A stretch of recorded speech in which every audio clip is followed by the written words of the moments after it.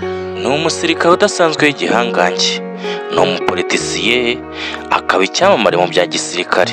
Ni General kabuhariwe utajya uvugirwamo ndetse warwanya intambara nyinshi akanazitsinda. Umwite Yoweri Kaguta Museveni, perezida w'igihugu cya Uganda, yakuriye inzira ku murima ndetse aburira perezida w'u Burundi Evariste Ndayishimiye utazirwa akazina ka Neva, ndetse nta nubwo yibagiwe perezida wa DRC, perezida Félix Antoine Tshisekedi Tshilombo. Ubwo Museveni yabwiraga aba bombi yagize ati Habyarimana twaramubyeyi yanga kutwumva.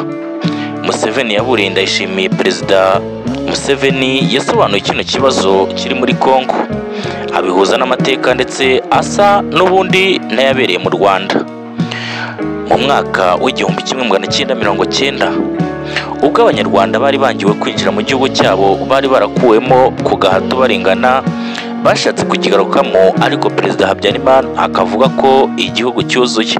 Abo nta bandi ni Inkotanyi yavugaga. Iri jambo tugiye kugarukaho ni ijambo ryavugiye i Kampala ku itariki 27 z'ukwa gatanu 2025, ubwo perezida Ndayishimiye yari yaje gushyikiriza inshingano azihereza perezida Museveni ngo abe ari gukomeza gukurikirana inshingano yari afite. Ni mu nama y'inzego zishinzwe gukurikirana ushyire mu bikorwa ry'amasezerano y'amahoro n'ubufatanye ku bibera muri DRC n'akarere turimo. Abayobozi bakomeye bari bari muri iyo nama ni benshi. Hari harimo Minisitiri w'Ububanyi n'Amahanga wa DRC, Minisitiri Kaikwamba Wagner wari uhagarariye Kongo muri iyi nama. Hari Minisitiri Retired General Kabarebe, kandi hari Perezida Ndayishimiye Neva n'abayobozi ba MONUSCO, aba UN n'abandi benshi. Mu ijambo yavuze yagize ati kino kibazo cya Kongo gitangira twari duhari turebera. Byatangiye mu mwaka w'igihumbi 1960, amatora amaze kuba, ariko icyo gihe hari impande ebyiri. Hari ishyaka rya Lumumba ryashaka guhuza abanyekongo, kandi Lumumba yaje no gutsinda amatora, gusa nyuma aza kwicwa. Akomeza avuga ko Lumumba kuva yapfa Kongo itigeze yongera kugira amahoro. Icyo kibazo cyarakomeje muri Kongo, maze Mobutu afata ubutegetsi, nabwo birakomeza ntiyakemura ibyo bibazo byari byarabangamiye Repubulika Iharanira Demokarasi ya Kongo. Museveni yakomeje avuga ko iki kibazo cyari muri Kongo cya mbere nuko Mobutu atumvaga abaturage, yari ayoboye cyane abo, ahubwo akumva ko ugashyigikijwe n'ibihugu byo miryango ikomeye ndetse n'amahanga akomeye yo mu burengerazuba bw'isi, akumva ko ari mukuri. Ati kandi Mobutu uko atumvaga abaturage kwe ni nako natwe yadusuzuguraga, kutumva abaturage be ni nako natwe yabaga dusuzuguye. Akomeza avuga ko ubwo ibyo byose byabaga aribwo mu Burundi no mu Rwanda hari hafite ibibazo bimeze nk'ibyo by'amoko. Atewe moko n'ubundi barayashyizwemo Abanyarwanda n'Abarundi. Ibi byakomeje birakura, biza kuvamo ubwicanyi bwakorewe Abatutsi mu mwaka wa 1959. Ibyo biza gutuma Abanyarwanda benshi bahungira mu bihugu bitandukanye byegereye igihugu cyabo.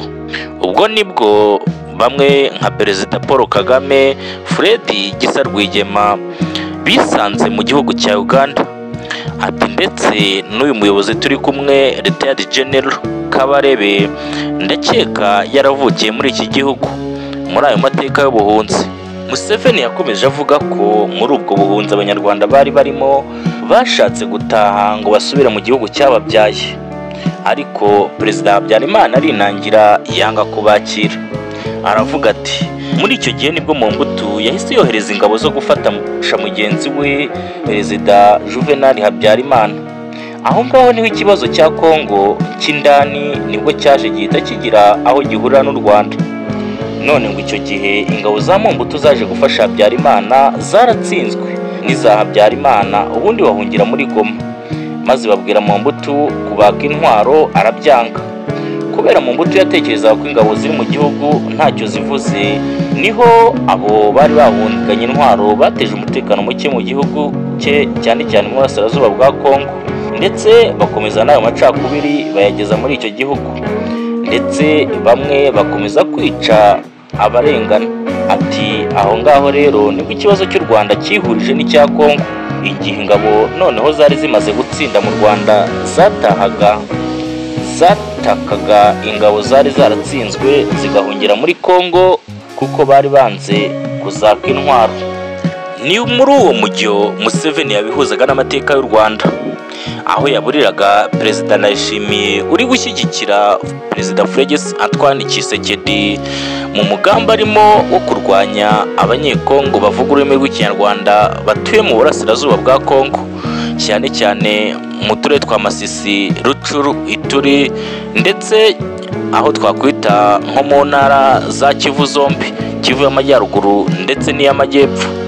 Ibi ngibi ni intambara imaze iminsi ishyamiranyije ubutegetsi bwa Kinshasa ndetse n'umutwe witwara gisirikare wa M23.